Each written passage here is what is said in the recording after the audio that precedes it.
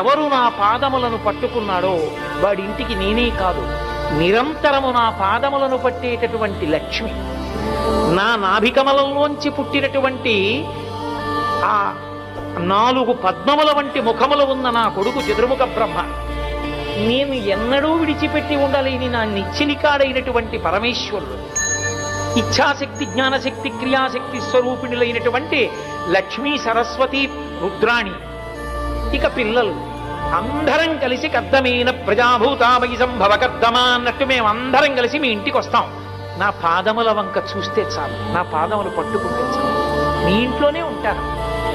మీరు ఆర్తితో వెంకటరమణుడి పాదముల వంక చూడటమే మీ గుండెల్లోకి మీ ఇంట్లోకి రమ్మని ఆహ్వానం పలకండి.